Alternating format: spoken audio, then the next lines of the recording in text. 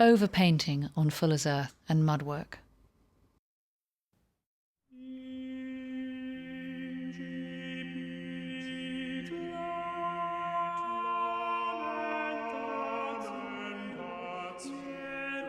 You can see now that it's dry and the colour has changed considerably.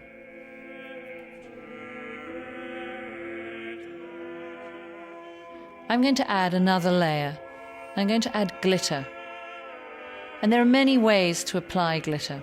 Some will stick, some won't. Here I'm letting it drop, but you can see it doesn't stick very well.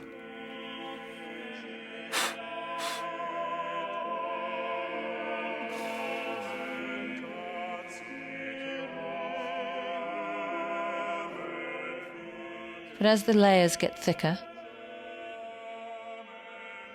it becomes rather marvellous, rather beautiful, rather surreal.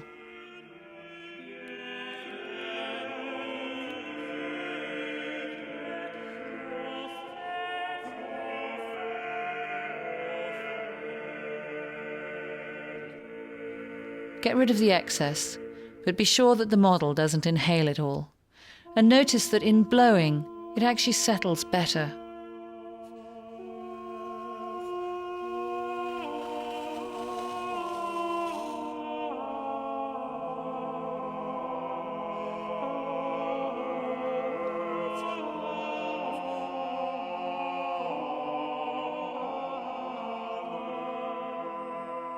Here, I'm using a softer brush, and I'm really pressing the pigment into the fuller's earth.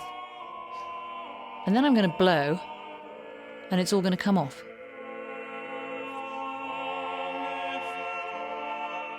Sometimes it can be quite challenging to paint it. So now I'm using a damp brush with pigment, and notice it will stick better.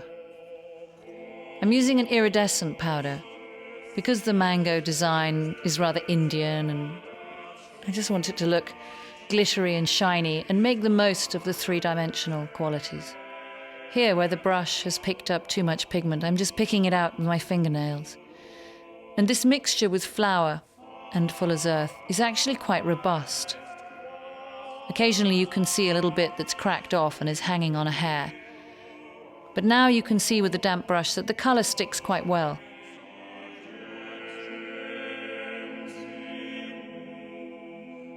And how it's lit obviously affects it enormously.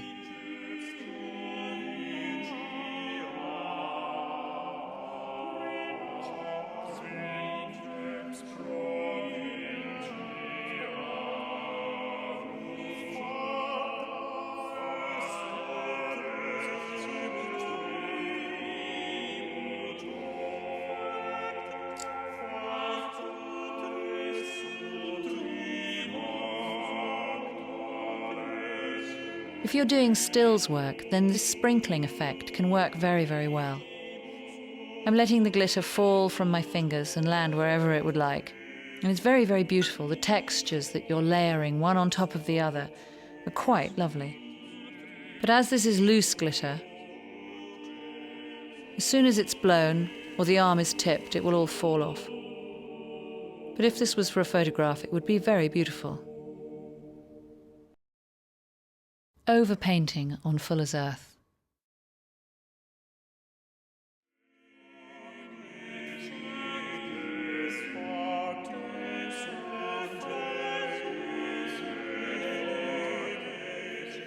Now that it's dried, I'm going to work on it as if it was for a still photograph, rather than for charging about on a pop video.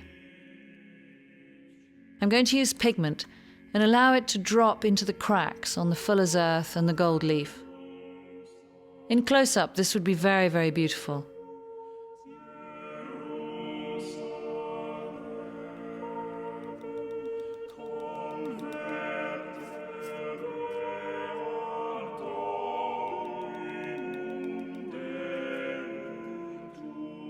You can see how the gold leaf has cracked and also how much of the fuller's earth has come off.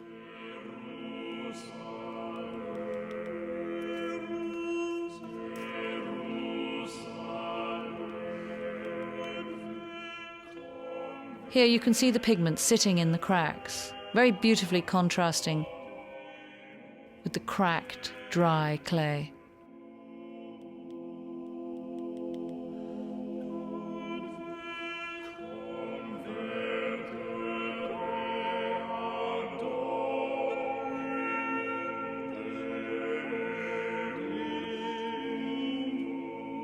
It's quite beautiful. It's almost like a lunar landscape.